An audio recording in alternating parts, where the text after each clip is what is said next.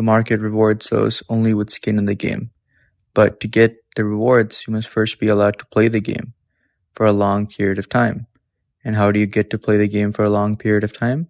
Well, you need to build trust with the market as well as the other players in the game. And how do you do that? Well, the secret ingredient is reputation. Reputation, reputation, reputation. That's all that matters.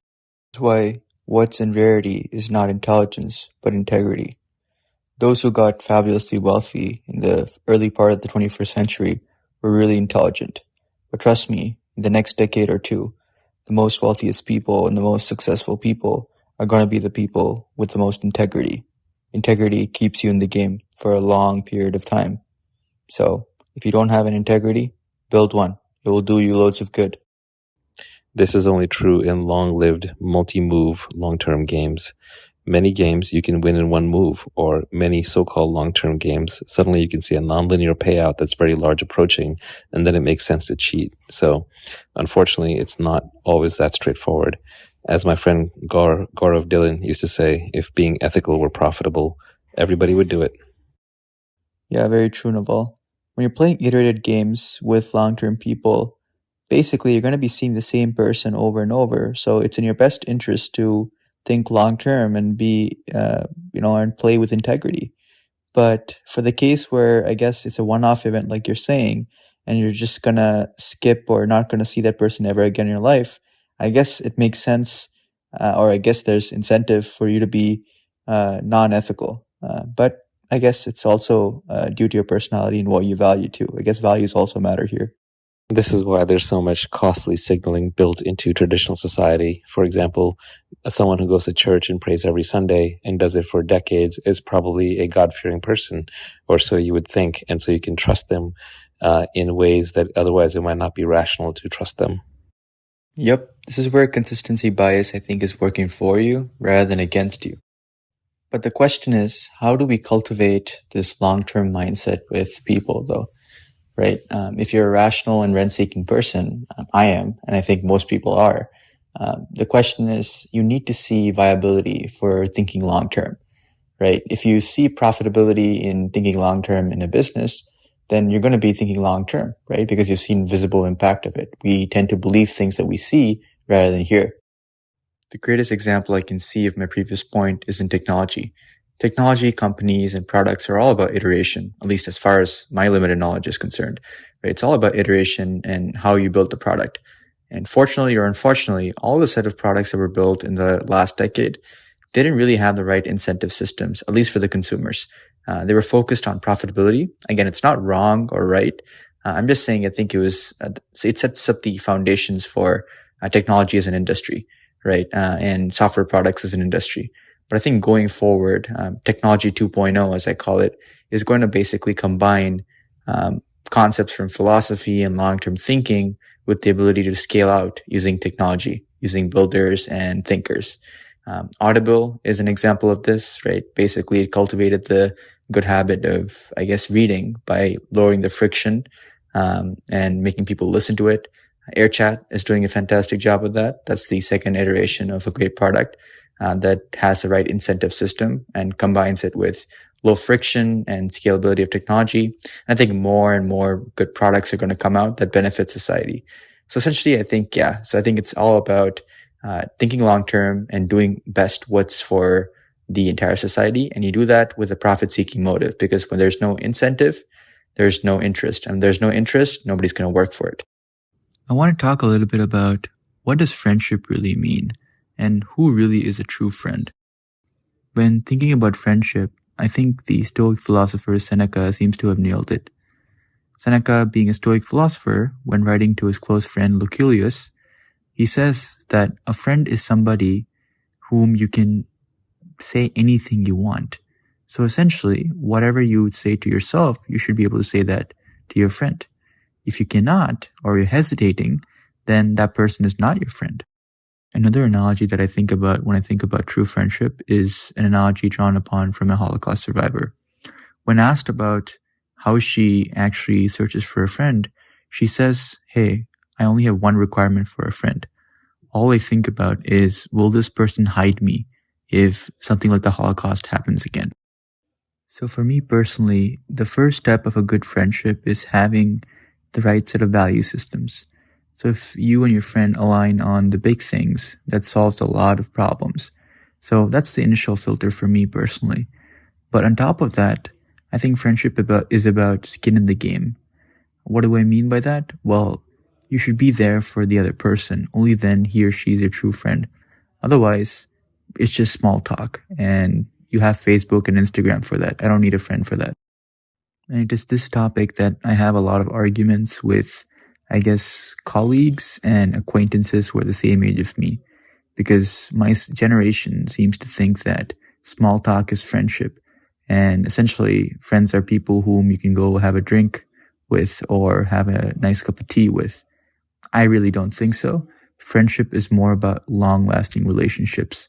And I think, like Naval says, anything in life is worthwhile if it compounds. And I think friendship is a great example of that. If it compounds for years and decades and millennia, that is what true friendship is. And if somebody's not willing to stick it in for the long term, I don't need them as a friend. I'm curious what you guys think though. And contrary to popular belief, I don't think friendship needs to be confined to the physical realm too. You could have friends that you don't interact with on an in-person basis. Charlie Munger has this concept where he says, make friends of the eminent dead. So, he really thinks Benjamin Franklin is a great friend of his, and rightly so. So you start emulating properties and personalities of your friends in some way or the other, even if they are of the eminent dead. And on that note, unlike romantic relationships, I think friendships need not be mutual. I can view somebody as my friend simply because they share a similar value system, or I appreciate the way they look at life or live their life personally in any realm, right? So long as I don't have any expectation or contracts I set with that person, then it's no longer friendship. It's just more of a business deal. Then what's the point of talking or thinking about them anyway? So yeah, the more friends you make of the eminent dead, the more friends you make of the inspirational living, the more you grow, and the more you grow, the more successful you'll become. That's one of the secret ingredients of a successful and a happy life. Those who are opportunistic don't count. Those who count aren't opportunistic. It's never too late. Colonel Sanders started his business when he was 60 years old. Abraham Lincoln learned law by himself. I can name several icons of history to just prove the point that it's never too late to pick up a hobby or start something interesting. So, of course, I can't deny that there are some people in history and in your present life probably who went through this arc of formal education, right parents, guiding them.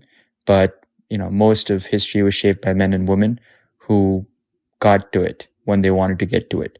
They didn't worry about their age because age is just a number. We're all like wine in this regard. We just get better with age. Don't push. Let it pull you. For a long time in life, I had this misconception that, to achieve anything in life, you actually have to push through it. But that's actually wrong. The real success and real accomplishments that make a large impact don't come from people who are driven by fear. They come from people who are driven by their own passion. And where does passion come from? When you do something interesting. Now I understand why Naval says, do something just for the sake of it. When you do something just for the sake of it, you don't count. And when you don't count, you just end up spending a lot of time in it.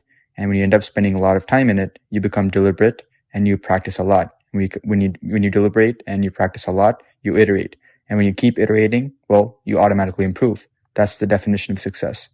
Don't be a jerk. Be a recovering jerk instead. A lot of problems in life I see come in my life as well as most people's life is because of two cases. The first case is where you have a reputation of being a jerk and you try to be a jerk because you've always been a jerk. So that's where consistency bias is working against you. The second case is where you have a reputation of being a good person, and to preserve that reputation of being good, you try to basically make everybody around you a jerk. And so what happens is you have this positive reinforcement on the negative thing and negative reinforcement on the positive thing, screwing the world around. So What I tell myself is if I make a mistake, I acknowledge that I was being a jerk. I go apologize. I don't care who the other person is. If I'm wrong, I'm wrong. And then I work at it. I don't deny that I made a mistake. I accept that I made a mistake and work at it. So yeah, be a recovering jerk. What is character? Well, character is what you do when nobody's watching you. That is what character is. I think Naval gives an example of character in this, where he says, crimes haven't reduced. It's just that there are more CCTV cameras now. That's the difference. Be careful with acquiring credentials. It is a game that never ends. Rather than acquiring credentials, try to acquire understanding. You'll go a far way in life. This is why, in a battle between curiosity and intellect, curiosity always wins. When hiring for your business, the single most trait that's most important is curiosity. How much curiosity is in that person that you're hiring? If his or her curiosity beats her or his intellect, you should hire him or her. A lot of people think that the person giving the advice should be worthy enough to give the advice. That is true to some extent, but more importantly, the person receiving the advice should also be worthy enough to receive the advice. Otherwise, the advice given is just a bunch of empty words with no meaning. Good judgment is not just learning what to do. In fact, it's more about learning what not to do. This is why in this shit, my main emphasis and the things that I talk about are especially geared towards teaching you what not to be done. There are a lot of people out there, so-called success coaches, who will teach you how to be successful. I don't personally believe in those kind of coaches, so that's why I teach you what not to be done. This is because what is lacking in society is not often the most innovative solution or extraordinary willpower. What is lacking in society is common sense and practical thinking. The great engineers I know don't use the fancy tech stacks to build a product. They don't use the most latest or popular or trendy frameworks in their applications. They use the things that help them solve the problem. In other words, practical engineering. This is why when I try solving problems, or more importantly, choosing what problems to solve, I look for practicality rather than innovation. We all party when we need to worry, and worry when we need to party. We must all seek stability in instability, or seek comfort in discomfort, as my friend Tim Ferriss would say.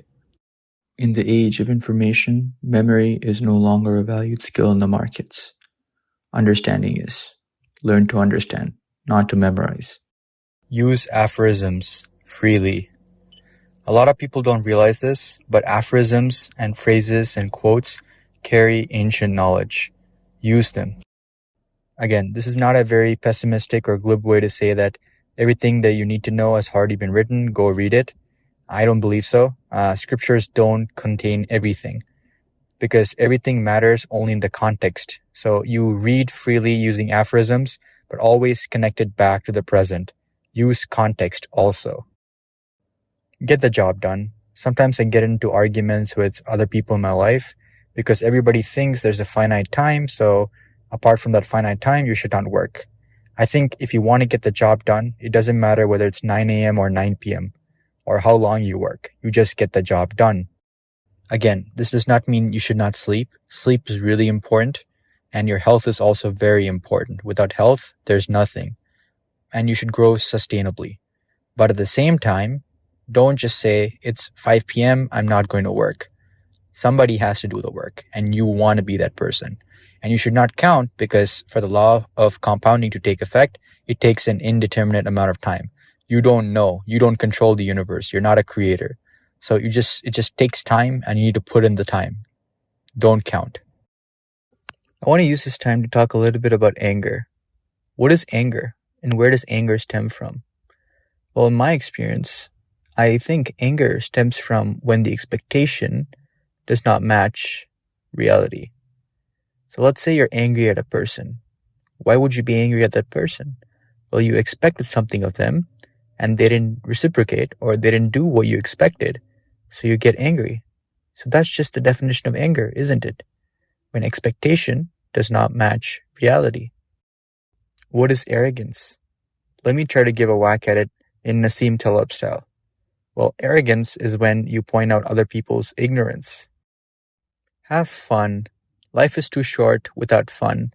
Whether you read, you work, you talk to friends, you do whatever. Have some fun in it.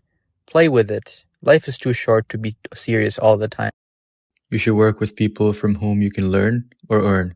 Or better yet, work with people whom you can learn and earn from. Don't try too hard to be liked. Other people liking you is their problem. It is your prerogative to be yourself with utmost sincerity. Don't seek attention unless you're trying to help somebody.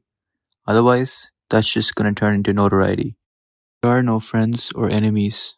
They're simply people whom you can trust and people whom you can't trust.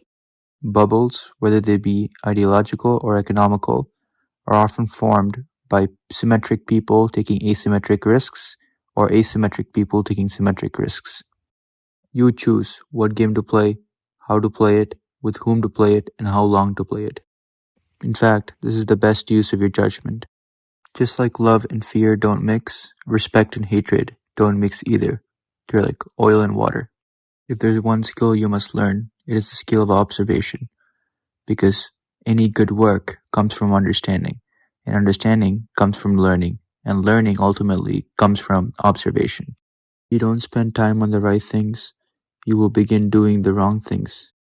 Wanting it is not the problem. Wanting it now is the problem.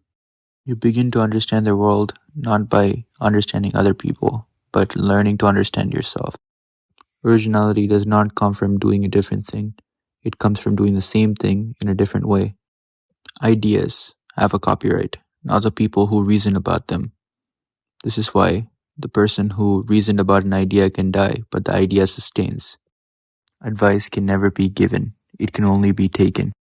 Learn to judge, you will begin to think. Learn to think, you will begin to judge.